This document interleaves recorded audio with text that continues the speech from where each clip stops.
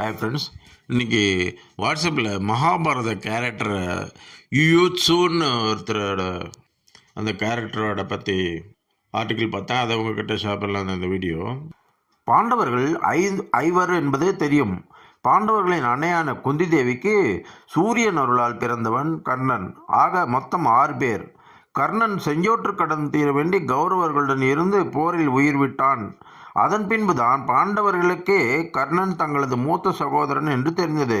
அவருக்கு மட்டுமல்ல, ஆச்சாரியார் துரோணருக்கு சீடரான கிருபர் சிஷ்யனாக போரில் தங்களால் கொல்லப்பட்ட துரியோதனன் உட்பட 100 கௌரவர்களுக்கும் அந்த வம்சத்தின் மூத்த அண்ணனாக இருந்து தர்மர் அந்திம காரியங்களை செய்தார். ஆனால் கௌரவர்கள் 100 பேரும் குருஷேத்திர யுத்தத்தில் மடிந்த சில ஆண்டுகளில் இறந்து போன அவர்களின் தந்தையான திருதராஷ்டிரனுக்கு அந்திம கிரியை செய்தது கௌரவர்களில் ஒருவன் என்பது தெரியுமா? கௌரவர்கள் 100 பேர் இறந்த பின் கௌரவரா என்று கேட்காதீர்கள். கௌரவர்கள் 101 பின் அவர் ஏன் மற்ற கௌரவர்களுக்கு அத்திம காரியம் செய்யவில்லை என்றால் அதுவும் காரணமாகவே. திருதராஷ்டிரரின் பட்ட மகிழ்ச்சி காந்தாரியின் மகன்களுக்கு அவர்களது போரில் மரணம் ஏற்பட்டதால் பாண்டுவின் மகன்களில் மூத்தவரான தர்மர் அந்திம காரியம் செய்தார். தன் தாயின் கர்ப்பத்தில் உதித்தவர் ஆகையாலே கர்ணனுக்கும் செய்தார். ஆனால் திருதராஷ்டிரனுக்கு அந்திம காரியம் செய்தது யுயுத்சு என்ற கௌரவன். யார் இந்த யுயுத்சு? இவன் எப்படி கௌரவர்களில் ஒருவன்? ஏன் இவன் திருதராஷ்டிரனுக்கு மட்டும் அந்திம காரியம் செய்தான் என்பதை பார்ப்போம். குருஷேத்திர யுத்தத்திற்காக தேர்ப்படை, யானைப்படை, குதிரைப்படை, காலற்படை என்ற பாண்டவர்களின் 4 வகை படைகள் ஒருபுறம் நிற்க, எதிர்ப்புறம் கௌரவர்களின் 4 வகை படைகளும் அணிவகுத்து ஒன்றுக்கொன்று எதிராக நின்றன. இருபுறமும் மாபெரும் வீரர்கள் கூட்டம். கையில் வாளோடும் வேலோடும் வில், அம்பு, கதை முதலிய ஆயுதங்களோடும் போரிட தயாராக துடிதுடிப்புடன் காத்திருந்தனர். அதிவிரைவில் யுத்தம் தொடங்கப் போகிறது. இந்த இடைப்பட்ட நேரத்தில் அர்ஜுனன் தன் தேர்தட்டில் சாரதியாக வீட்டிருந்த ஸ்ரீ கிருஷ்ணனை பணிவோடு வணங்கி நேராக பார்த்து மெல்லிய குரலில் ஒருமையுடன் கேட்டான். கண்ணா, இதோ யுத்தம் தொடங்கப் போகிறது. எனக்கு உன்னிடமிருந்து தெளிவான பதில் தேவை. கண்ணன் கேட்டான். என்ன கேள்விக்கு பதில் வேண்டும்? மீண்டும் கீதையில் ஏதேனும் சந்தேகமா என்றான். அர்ஜுனன், அது இல்லை கண்ணா. இந்த போரில் துஷ்ட நிக்கிரக சிஷ்ட பரிபாலனம் தானே உன் கொள்கை. அதாவது தீயவர்களை அழித்து அடியவர்களை காப்பாற்றுவது, சரிதானே? அப்படியானால் கௌரவர்கள் மொத்த பேரும் அழிவார்கள் அல்லவா என்றான். கண்ணன், அர்ஜுனா, நீ சொன்னதில் ஒரு பாதி சரி, ஒரு பாதி தவறு. தீயவர்களை அழிப்பேன், ஆனால் கௌரவர்கள் அத்தனை பேரும் அழிவார்கள் என்று சொல்ல முடியாது. கௌரவர்களில் நல்லவர் யாரேனும் இருக்கலாம் அல்லவா என்றான். அர்ஜுனன் துணுக்குற்று, கௌரவர்களில் நல்லவரா? பீஷ்மர், துரோணர், கிருபர், சல்லியன் போன்ற நல்லவர்களெல்லாம் கூட கௌரவர்களோடு கூட்டு சேர்ந்ததால் அழியப் போகிறார்கள் என்கிற போது, கௌரவர்களில் யாரேனும் ஒரு நல்லவன் இருந்தாலும் அவன் கௌரவர்களுடன் இருப்பதால் அழிய வேண்டியவன் தானே? 100 கௌரவர்களும் அழிக்கப்பட வேண்டியவர்கள் தானே கண்ணா என்றான். கண்ணன் கலகலவென்று நகைத்தான். 100 கௌரவர்கள் அழிக்கப்படுவார்கள் என்பது சரியல்ல அர்ஜுனா. கௌரவர்களில் 100 பேர் அழிக்கப்படுவார்கள் என்பதே சரி என்று புதிராக பதில் சொன்னான். நீ சொல்வது எனக்கு ஒரு சுத்தமாக புரியவில்லை கண்ணா என்றான். கண்ணன் சொன்னார், பொறுத்திரு, கண்டிப்பாக உனக்கு புரியும். இவர்கள் இப்படி உரையாடி கொண்டிருந்த போது தர்மபுத்திரன் யுத்த காலத்தின் மையப்பகுதிக்கு வந்து நின்றார். ஏதோ முக்கியமாக ஒன்றை அறிவிக்கும் நோக்கில் வந்திருக்கிறார் என்பதை அவர் நின்ற தோரணையே இரு தரப்புக்கும் தெரிவித்தது. இரு தரப்பு வீரர்களும் அமைதி காத்தனர். துரியோதனன் தர்மரையே வெறித்து பார்த்தவாறு அவரது அறிவிப்பை கேட்க காத்திருந்தான். தர்மர் ஒரு அறிவிப்பை உரத்து சொல்லலானார். வீரர்களே, விரைவில் தர்ம யுத்தம் தொடங்கவிருக்கிறது. இப்போது நம் இரு தரப்பு வீரர்களுக்கும் ஒரு சந்தர்ப்பம் அளிக்கப்படுகிறது. எங்கள் அணியிலிருந்து யாரேனும் கௌரவர்களான துரியோதனன் அணிக்கு செல்வதானால் செல்லலாம். அதே போல துரியோதனன் அணியிலிருந்து யாரேனும் பாண்டவர்களான எங்கள் அணிக்கு வருவதானாலும் வரலாம். வீரர்களே, எந்த அணியில் தர்ம நெறி மிகுந்து இருக்கிறது என்று கண்டுணர்ந்து அதன் பொருட்டு தங்கள் நிலைப்பாட்டை மாற்றிக்கொள்ள விரும்பினால் இது கடைசி சந்தர்ப்பம் என்றான். மேலும் அப்படி அணிமாறியவர்கள் மீது இரு தரப்பினரும் எந்தவித நடவடிக்கையும் எடுக்கலாகாது. அப்படி அணி மாறியவர்கள் அவரவர்கள் சார்ந்த புதிய அணியின் தரப்பிலேயே போரிடுவார்கள் என்று கம்பீரமாக அறிவித்துவிட்டு தர்மர் சற்று நேரம் அமைதியாக காத்திருந்தார். அர்ஜுனன், பீமன், நகுலன், சகாதேவன் நால்வரும் தர்மனின் அறிவிப்பை கேட்டு வியந்தார்கள். தர்மபுத்திரரின் அறிவிப்பு அவரது உயர்ந்த பண்பாட்டை இரு அணியினருக்கும் புலப்படுத்தியது. இந்த கடைசி சந்தர்ப்பத்தில் யாரேனும் கட்சி மாறுவார்களா என்ன? தர்மர் தனது மாபெரும் படையை பார்த்தார். யாரும் இருந்த இடத்தை விட்டு ஒரு துளி அசைவையும் காட்டவில்லை. துரியோதனன் தரப்பு படை வீரர்களை கேள்விக்குறியேன்னு பார்த்தார் தர்மர். என்ன ஆச்சரியம்! ஒரே ஒரு தேர் மட்டும் அதில் அமர்ந்திருந்த வீரனை தாங்கி கௌரவர் பக்கமிருந்து பாண்டவர் பக்கம் மெல்ல நகரத் தொடங்கியது. யார் அது? நம் தரப்பிலிருந்து பாண்டவர் தரப்பிற்கு கட்சி மாறுவது? துரியோதனன் உரத்த குரலில் கேட்டான். அந்த தேரில் அமர்ந்திருந்த வீரனை நோக்கி அம்பைய உம்முட்பட்டான். பாண்டவர் அணிக்கு செல்லும் வீரனை தொலைவில் இருந்தே உற்று பார்த்த பிதாமகர் பீஷ்மர். கவச்சங்களால் உடல் மறைக்கப்பட்டு ஒரே மாதிரி உடை அணிந்த நிலையில் எல்லா வீரர்களும் ஏறக்குறைய ஒன்று போலத்தான் அவர் கண்ணுக்கு தெரிந்தார்கள்.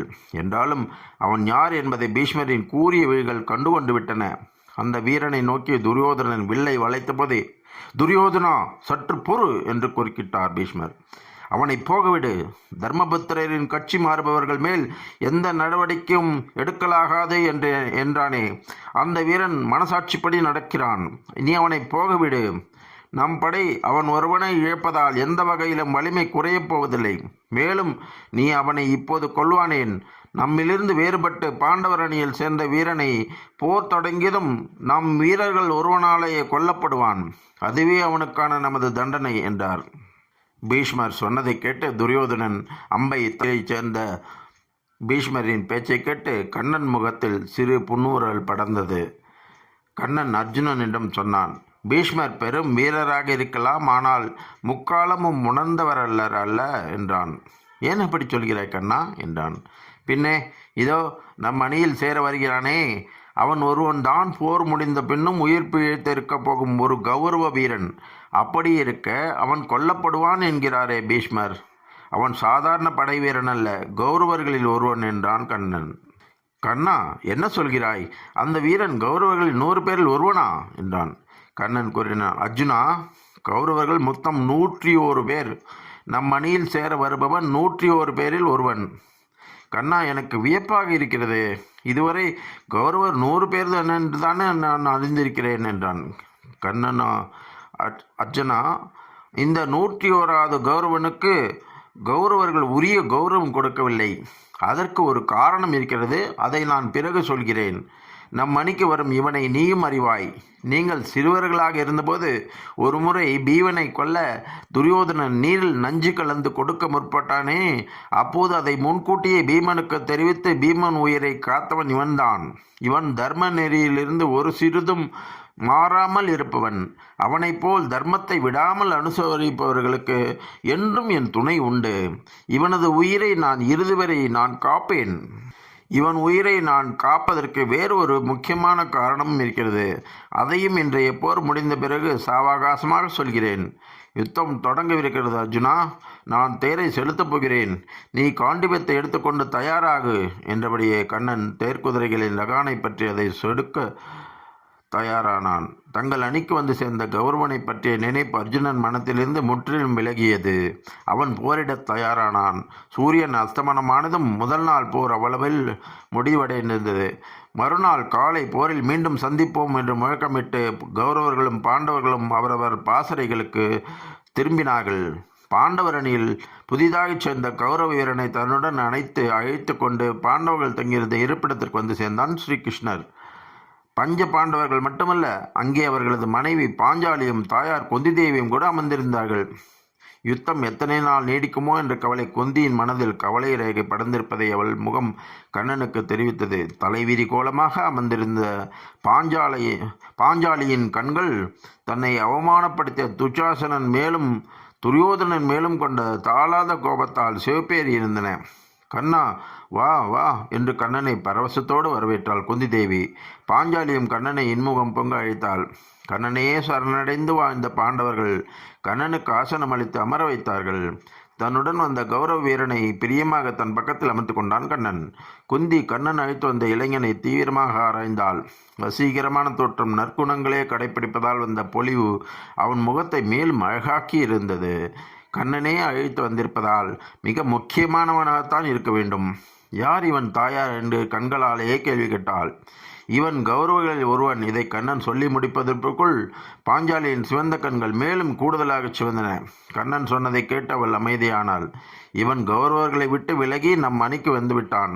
உண்மையான தர்மம் எங்கிருக்கிறதோ அதை உணர்ந்து கட்சி மாற விரும்புபவர்கள் மாறலாம் என்று தர்மனின் அறிவிப்பை கேட்டு இன்று காலை நம் கட்சிக்கு மாறிவிட்டான் இவன் என்றான் கண்ணன். அப்படியே புதியவனின் தலையை வாஞ்சியாக தடவி கொடுத்தான். புதியவன் குந்தி தேவியின் பாதங்களில் வீழ்ந்து நமஸ்கரித்தான். குந்தி அவனை பிரியமாக பார்த்து மனமாற ஆசீர்வதித்தாள். பாஞ்சாலியின் விழிகளில் மகிழ்ச்சி தோன்றியது. உன் பெயர் என்ன மகனே என்று குந்தி ஆதரவுடன் கேட்டாள். அவன் கம்பீரமாக பதிலளித்தான். தர்மநெறி பிறையாமல் வாழும் 5 புதல்வர்களை பெற்ற பாக்கியசாலியான அன்னையே, என்னை யுயூத்சு என்று அழைப்பார்கள். யூத்சு. குந்தியின் மனம் அந்த பெயரை கேட்டதும் யோசனையில் ஆழ்ந்தது. ஆம், காந்தாரி இவன் பெயரை ஒரு முறை குறிப்பிட்டு இவனை பற்றி தன்னிடம் அங்கலாய்த்திருக்கிறாள். பல காலம் முன்னால் நடந்த சம்பவம். காந்தாரி அன்று இவனை குறித்து அங்கலாய்த்தது ஏன் என்று இப்போது நினைவில்லை. காந்தாரிக்கு இவனை பிடிக்கவில்லை என்ற உண்மை மட்டும் இன்றும் மனதில் தேங்கியிருக்கிறது. அது சரி, உண்மையில் யார் இவன்? அனைவர் கண்களும் அவனையே பாசத்தோடு பார்த்து கொண்டிருந்தபோது அர்ஜுனன் குரல். கண்ணா, இவன் கௌரவர்களை ஒருவன் என்றாய். மற்ற கௌரவர்களால் இவன் உரிய மதிப்புடன் நடத்தப்படவில்லை என்றும் சொன்னாய். இப்போது சொல், இவனுடைய சரித்திரம் என்ன? காந்தாரி பெற்ற கௌரவர்களில் ஒருவன்தானா இவனும் என்றான். கண்ணனோ, இவன் கௌரவர்களில் ஒருவன், அதாவது திருதராஷ்டிரன் மகன், ஆனால் காந்தாரியின் பிள்ளை அல்ல என்றான். குந்தி நிமிர்ந்து உட்கார்ந்தாள். அவளுக்கு காந்தாரி இவனை ஏன் வெறுத்தாள் என்பது புரிய தொடங்கியது. கண்ணன் மேலும் விளக்கலானான். காந்தாரி கர்ப்பவதியாயிருந்தபோது அவள் ஓய்வெடுக்க வேண்டியிருந்தது. அதனால் கண்ணில்லாத திருதராஷ்டிரருக்கு பணிவிடை செய்ய அமர்த்தப்பட்டாள் சுகதா என்ற ஒரு பெண். அவளது பணிவிடையில் மகிழ்ந்த திருதராஷ்டிரரின் வற்புறுத்தலால் சற்று எல்லை மீறியதின் விளைவுதான் யூத்சு. யூத்சு தங்கள் தந்தைக்கு பிறந்தவன் என்றாலும் பணிப்பெண்ணின் மகன் என்பதால் இவன் பிற கௌரவர்களால் மிகவும் அலட்சியமாக நடத்தப்பட்டான். அதோடு விதுரனைப் போல் தர்ம நெறியிலேயே இவன் சிந்தனை சென்றதும் கூட மற்ற கௌரவர்கள் இவனை வெறுக்க காரணமாயிற்று. தர்ம நெறியை போற்றும் இவன் அதர்ம அணியில் தொடர்ந்து இருக்க விரும்பாததால் நம் அணிக்கு வந்து விட்டான் என்றார். அது சரி கண்ணா, எங்களை காப்பது போல் இவன் உயிரையும் இறுதிவரையில் காப்பேன் என்றாயே, அப்படி சொன்னதன் பின்னணி என்ன? அர்ஜுனன் கேட்டான். அர்ஜுனா, போரில் யூத்சுவை தவிர எஞ்சியுள்ள அத்தனை கௌரவ சகோதரர்களும் அழிக்கப்படுவார்கள். போர் முடிந்து சிறிது காலத்திற்கு பிறகு திருதராஷ்டிரனும் காலமாவான். மாமன்னன் திருதராஷ்டிரன் காலமாகும் போது அவனுக்கு கொல்லி வைக்க ஒரே ஒரு பிள்ளையாவது மிஞ்ச வேண்டாமா? இதோ இந்த யூத்சு தான் திருதராஷ்டிரனுக்கு இறுதிக்கடன் செய்யப்போகிற அந்த ஒரே பிள்ளை. இந்த செய்திகளை கேட்டு குந்தி ஆச்சரியத்தில் ஆழ்ந்தாள். கௌரவ சகோதரர்கள் 100 பேர் அல்ல, 101 பேர் என்று திடீரென்று வெளிப்பட்ட இந்த உண்மை எனக்கு வியப்பாக இருக்கிறது என்றாள். அவளை பாண்டவர்கள் அனைவரும் ஆமோதித்தனர். யுதிஷ்டிரர் யூத்சுவை இழுத்து அணைத்து கொள்ள பிற பாண்டவர்களும் அனைவரும் மகிழ்ச்சியுடன் அவனை தட்டி கொடுத்தார்கள். கண்ணனின் தயவால் தர்மம் வென்றது. பின்னொரு நாள் திருதராஷ்டிரன் மறைந்த பின் யூத்சு தன் தகப்பனாருக்கான அந்திம கடனை கண்ணன் விருப்பப்படியே செய்தான்.